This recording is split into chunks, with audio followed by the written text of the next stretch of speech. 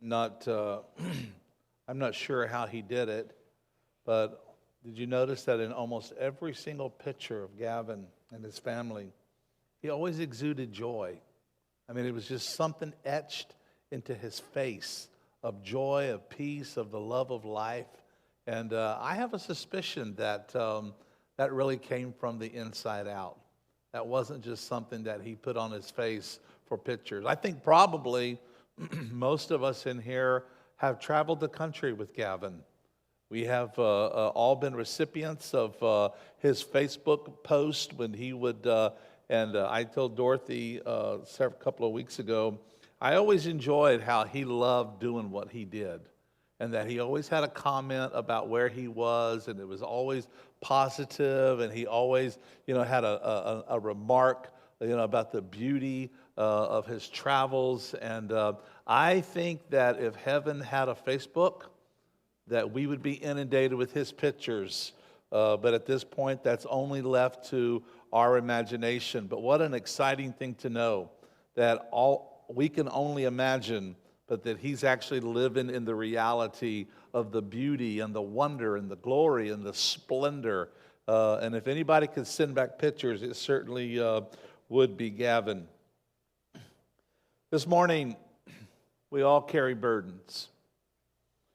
And at some level today, I would say that probably every single person here today is carrying some level of a burden, whether it's great or small.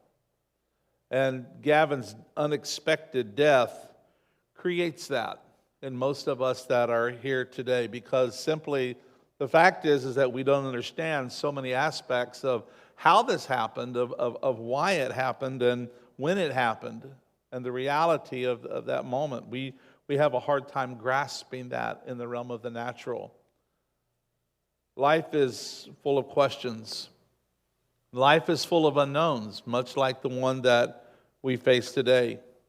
Some of us find answers to the questions that we have, and a lot of us have questions that go unanswered. And today, and probably for most of us in here, not just today, but all of us at some level have felt the sting of death, even as we feel it today. And let's not pretend. Death does sting.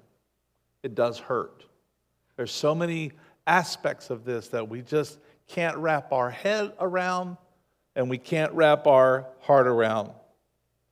I believe this morning that in God's wisdom, I believe that in God's divine intervention and how He interacts with us as mere mortal beings, that none of us can see very far ahead into the future.